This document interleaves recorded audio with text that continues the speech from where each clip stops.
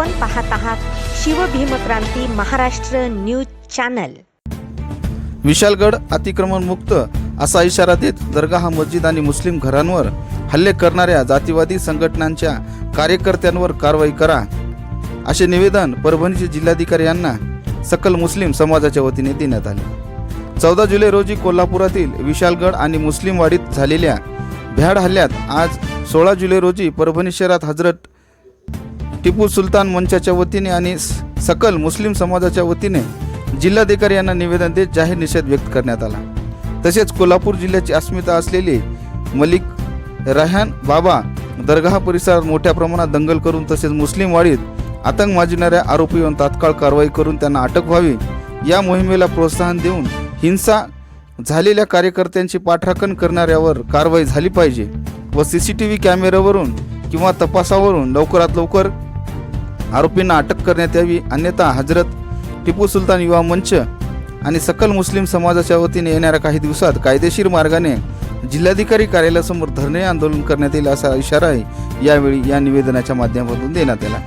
या निवेदनात सय्यद अब्दुल कादर, ॲडव्होकेट आसिफ पटेल, मौलाना रफीउद्दीन अशरफी, गुलाम मोहम्मद मिठू, मौलाना अब्दुल रहमान, नदीम इनामदार, अहमद खान, शेख माजिद, बदर चाऊस, बाबर चाऊस, अब्दुल अलीम, सय्यद रईस आदींसह विविध पदाधिकाऱ्यांच्या स्वाक्षरी आहेत। यावेळी असंख्य मुस्लिम समाज बांधव उपस्थित होते। कोल्हापुर जिला विशालगढ़ के अंदर आए दिनों से कुछ लोग ये कहते हैं कि अतिक्रमण निकालना है।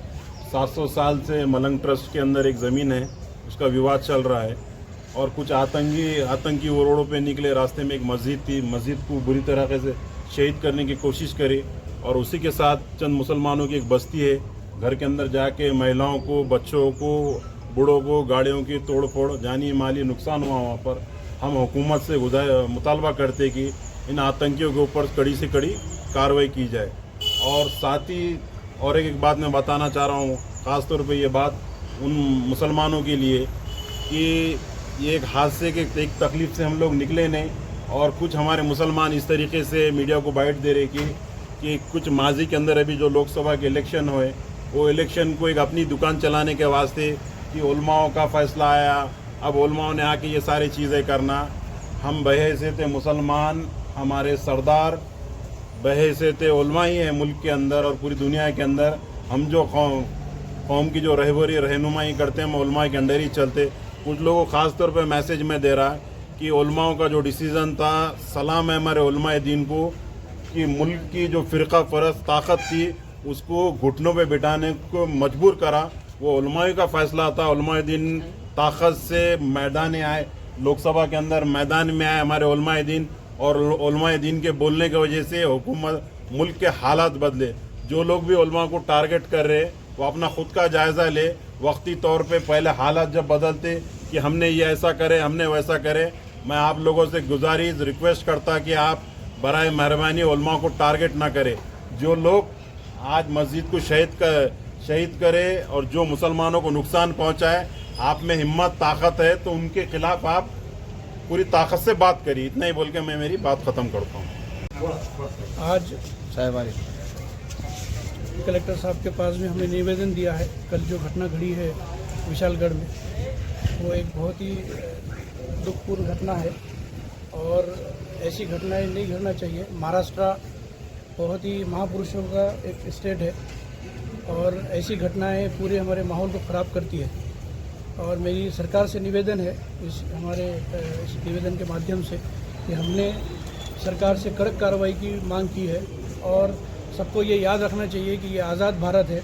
अब यहाँ पर ना कोई राजा है ना महाराजा है, सब लोग हमारे जो संविधान है उसके मातहत है और संविधान से ही सबको चलना पड़ेगा। जो भी वहाँ पर कार्रवाई हुई हम उसकी निंदा करते हैं और सरकार से सख्त से सख्त कार्रवाई की मांग करते हैं। और जैसा कि हमारे अब्दुल कादर साहब ने बताया है कि उलमा इकराम के बारे में बिल्कुल लूज टॉक ना करें।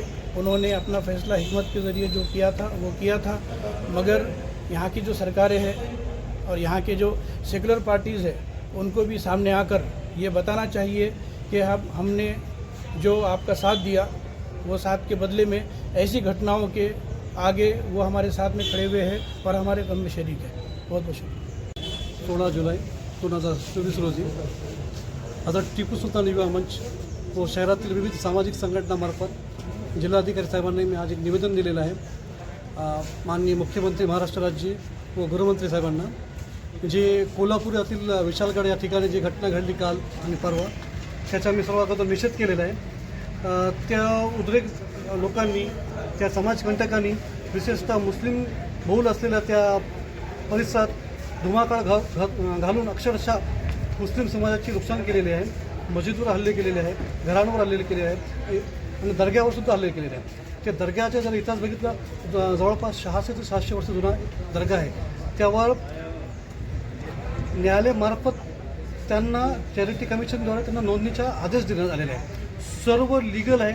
आमचं एवढंच म्हणणं आहे जर अतिक्रमण असेल तर ड्यू प्रोसिजर ऑफ लॉने त्यांनी फॉलो करून तिथे ते कायद्याने आणि जे नियम आहेत त्याप्रमाणे ती कारवाई करण्यात येईल।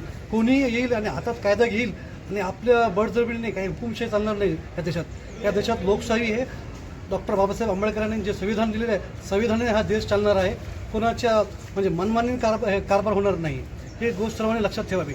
जर कायदा मुस्लिम समाजासाठी आहे सर्वांसाठी पण ते कायदा असणार आहे। जर कोणी जर संविधानाला हातात घेईल आणि त्याला बायपासून कायदा आणि सुव्यवस्था बिघाडेल तर आम्हाला आमची प्रशासनाला एवढीच विनंती आणि शासनाला की जे अशा समाजकंटकावर कायदेशीर कारवाई लवकरात लवकर करण्यात यावी। आणि एक गोष्ट इथे विशेषतः नमूद करण्यासारखी आहे, सर्वांना माहीत होते सोशल मीडियाच्या माध्यमातून हे लोक त्या ठिकाणी हल्ला करणार होते। शासनाला पण माहीत होती आणि प्रशासनाला पण माहीत होती। इव्हन आपल्याकडे जे इंटेलिजन्स असते त्यांना पण इनपुट आलेला होता। आमचं हे म्हणणं आहे सर्व इनपुट आलेलं असतानासुद्धा त्या लोकांनी शासनाने प्रिकॉशन घेऊन त्यांच्यावर काय बंदोबस्त का लावला नाही त्या ठिकाणी। म्हणजे याच्याने असं सिद्ध होते की हे काही ना काही प्रशासन किंवा शासन पण याच्यामध्ये आहे का असं एक प्रश्नचिन्ह निर्माण होते। आमची एवढीच मागणी आहे याच्यावर एक इन्क्वायरी कमिटी बसवून त्या लोकांवर त्या कंटकांवर कठोर कारवाई करण्यात यावी।